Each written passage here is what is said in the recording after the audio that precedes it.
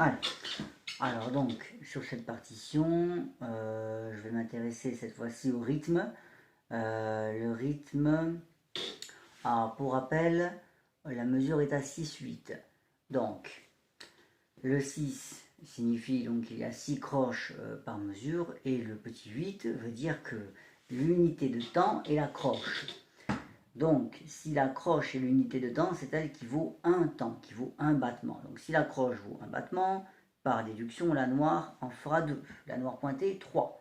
Voilà ce qu'il y a à retenir, puisque c'est les trois seules valeurs qu'on a hein, dans ce morceau, du moins dans le passage qui va m'intéresser, c'est-à-dire ce passage de la main droite qui commence 10, 11, 12, à la fin de la mesure 12, sur l'anacrouse, hein, en croche avec le mi, d'accord, mi, et puis après les doubles notes, mi, sol, mi, sol, mi, sol, mi, sol, fa, la, hein, gna, gna, gna, gna. Bon, ok, donc je vais essayer de le faire déjà comme ça, bêtement, hein, ok. On a une croche donc qui durera un temps, puis après on a une noire, 2 temps, puis après la croche, un temps, puis la noire, 2 temps, etc., d'accord. Donc je commence sur le mi qui est l'anacrouse, donc je vais dire 6 sur le mi, puisque c'est le sixième temps de la mesure, ok. Et puis après sur mi sol, je vais dire 1, je vais dire les temps, lentement, et comme ça, ça va vous faire comprendre le rythme, hein, très lentement, ok, bêtement, d'accord, hop, bêtement, mais tout de même. Donc, on y va. 6, 1, 2, 3, 4, 5, 6, 1, 2, 3, 4, 5, 6, 1, 2, 3, 4, 5, 6, 1, 2, 3, 4, 5, 6, 1, 2, 3, 4, 5, 6, 1, 2, 3, 4, 5, 6, 1, 2, 3, 4, 5, 6. Voilà pour ce passage hein, qui est celui qui nous intéresse, ok. J'accélère un petit peu. 6, 1, 2, 3, 4, 5, 6, 1, 2, 3, 4, 5, 6, 1, 2, 3, 4, 5, 6, 2, 3, 4, 5, 6, 1, 2, 3, 4, 5, 6, 1, 2, 3, 4, 5, 6, 1, 2, 3, 4, 5, 6. Ok, là on a tout. Au niveau du rythme en tout cas. Bon, maintenant on va parler un petit peu gestuel, hein, c'est ce qu'on avait abordé un petit peu dans ce passage. Bon, si on considère le premier mi au début de ce passage, hein, fin de mesure 12, mi, ok, la position est assez serrée, entre guillemets, hein, le nombril est en face du dos hein, pour avoir la bonne position. Donc là, on est dans une position plutôt resserrée hein, au niveau de la carrure, hein, n'est-ce pas hein, ok. Et puis après, quand on a l'appoggiature ré-mi vers la fin du passage, eh ben, on est quand même ici, n'est-ce pas. Donc déjà, analysez quand même ce changement de position. Là, on est là, les épaules sont un peu serrées. Là, on est là. Au contraire, vous voyez, on est quand même assez ouvert au niveau du geste. L'avant-bras, mine de rien, est maintenant dans le prolongement des touches, alors que là, il était un peu de traviole en quelque sorte. C'est normal, parce qu'on n'a pas non plus, on n'est pas trop maigre, on a une certaine carrure, donc on ne peut pas avoir l'avant-bras comme ça au début. C'est absolument impossible. Ok. D'ailleurs, ce serait pas bon, parce que la main gauche serait également complètement décalée, enfin, ce serait n'importe quoi. Donc, il faut faire un choix. Quand on a une position serrée, automatiquement, les avant-bras ne sont plus en face, dans le prolongement des touches. C'est logique. Dès que la position commence à s'élargir, en fonction de notre carrure à nous, il y a un moment où l'avant-bras se met bien en face. Ok. Bref, sur le mi, donc on est un petit peu comme ça, on va dire. On va détailler. Mi sol, mi sol, mi sol. Ok, on ne bouge pas. Au passage, on avait dit, hein, cette partie-là reste souple, n'est-ce pas? On a une certaine énergie dans nos doigts. Hop, c'est détendu, on passe pas en dessous d'un certain niveau. Ok, toujours. Le pouce, mine de rien, observez, il est quand même dans cette zone-là. Il n'est jamais ici. Ok, d'accord. Plus vous jouerez au bord du clavier, plus votre poignet cassera et vous aurez une certaine tension à ce niveau-là. Voilà, évitez. Ok.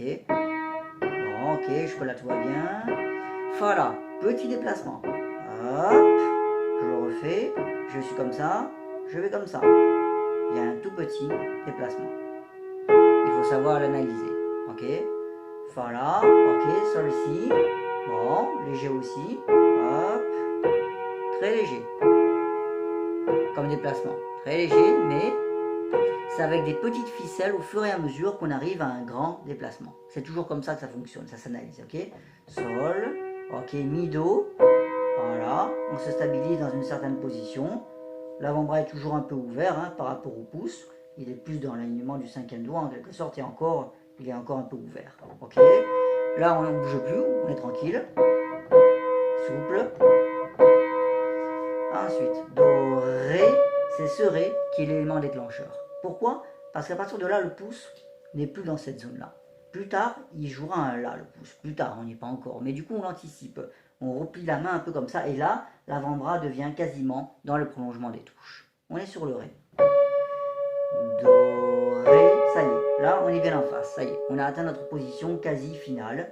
Ré, ré. Et l'appoggiature, ré, mi. Hop, on la met un petit peu en valeur. Ré, mi. Attention, je n'ai pas fait comme ça. Le geste n'est jamais brusque. Hop, j'aurais pu faire tout l'inverse. Peu importe, mais ça n'est jamais brusque. Ré, mi, on atteint un sommet. Ok, mine de rien un sommet, mais déjà je réfléchis. Le cerveau est toujours actif. Le pouce anticipe après. La preuve. C'est bon. Vous voyez, j'ai fait Ré, mi, mais je n'ai pas fait ça. Parce que si je fais ça, le pouce n'est plus dans l'axe. Je n'ai pas fait ça non plus. Ah, Ré, mi, ah, j'ai réfléchi. C'est à la fois esthétique, entre guillemets, on a tous une notion subjective hein, de l'esthétisme. Mais hop, voilà. Mais simplement, il y a toujours la réflexion derrière. Hop, le pouce est prêt. Ré, ré. Et là, sur l'ado, le tout dernier lado du passage, je vous conseille de vous déplacer, puis hop, de commencer à faire ça, de commencer à anticiper, parce qu'après, vous allez avoir un mi à attraper. Hop, voilà.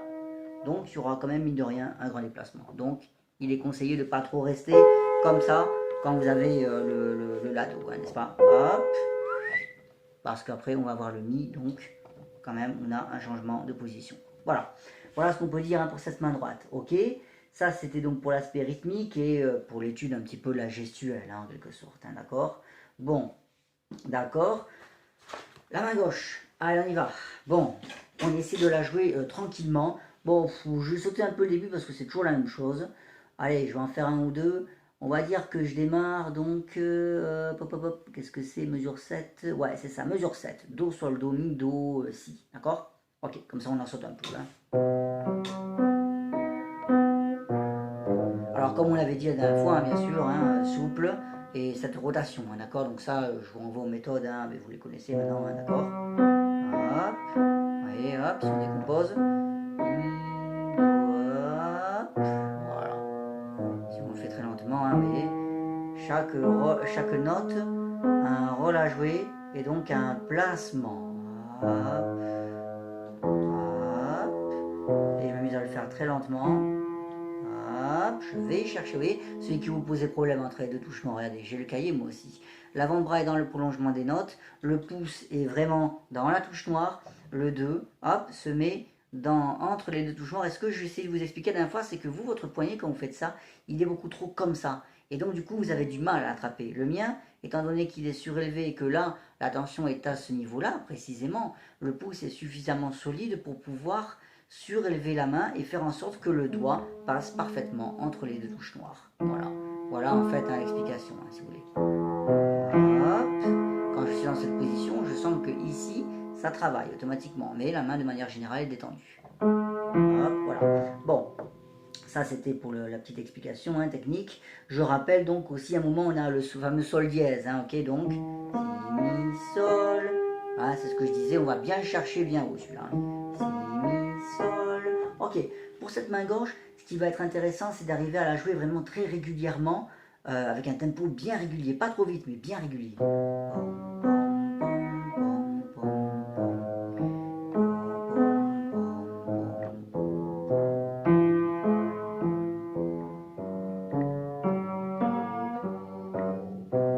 Oui, également donc le rôle du pouce là-dedans. Je vais essayer de l'expliquer. Cela dessus. La, mi, la, do, la, fa. Le pouce, il traîne un peu sur le clavier comme ça. Il cherche un peu sa position, il anticipe. Là, je suis sur le la, certes, ok. Je vais faire le Fa, le pouce, ça y est. Il a glissé, il s'est placé sur le Fa. C'est bon. Maintenant, il va rester sur ce Fa. Il va rester. J'ai un Fa là-bas, puis après j'ai un Sol, il reste toujours là. Hop, c'est bon. Il n'a plus qu'à faire ça. Juste Fa, Sol. Vous voyez, il n'a pas fait 50 mouvements parce que le 5 est allé chercher là, le 2 est allé chercher là. Il n'a pas fait ça. Non, il n'a pas suivi les autres. Il est indépendant. Hop, il réfléchit. Ah, ici, c'est bon. Ah, il reste là. Il attend que le 5 se place et hop, le 2 automatiquement va le chasser. Et en le chassant, il se place automatiquement. Voilà, il y a une certaine intelligence entre guillemets hein, du doigt qui va se placer, qui sait par anticipation où il va et donc il ne fait pas de faux mouvements. Encore une fois, les faux mouvements, source de perte de temps, de tension, de tout ce que vous voulez. Hein, ok, hein, comme d'habitude, d'accord. Ok, voilà ce qu'on peut dire hein, pour l'instant. Hein, ok, donc travaillez votre main gauche comme ça très régulièrement. Faites une petite étude à un niveau gestuel hein, de la main droite. Concentrez-vous sur le rythme également de la main droite hein, en comptant bien. Donc je rappelle une dernière fois les croches un temps, les noirs 2 temps, les noirs pointés 3 temps. Voilà, voilà ce qu'on peut dire pour l'instant. Ok. Ah oui, pardon, la fameuse coordination mentale. Hein, on en avait parlé. Allez, on y va. Très lentement. Je prends donc l'avant-dernière mesure du premier système là où la main droite va intervenir, ok. Je joue la main gauche et je dis la main droite. On va le faire. Allez, c'est parti.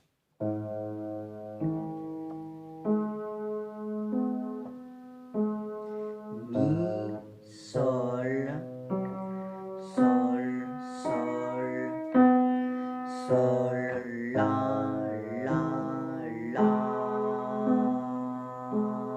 mi, sol, sol, sol, sol, la,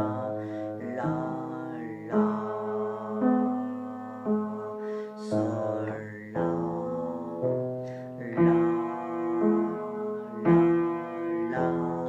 la, sol, sol, fa, sol, sol. Voilà, et c'est ça. Ok. Là on a les doubles notes donc c'est un peu plus difficile. Mi sol, mi sol, mi sol, mi sol, fa la, sol si, etc. Sol, mi do. Voilà, ok. Voilà. Etc. etc. Ok. Voilà ce que ça donne, hein, ce type de coordination. L'inverse est possible aussi, hein, bien sûr, en jouant la main droite et en disant le nom des notes de la main gauche. Mais déjà, exercez-vous à ça, bah, franchement, ce sera déjà pas mal. Ok. Et la prochaine fois, dans la prochaine vidéo, bah, je vous montrerai le contraire. Ok. Voilà. Allez, bon courage.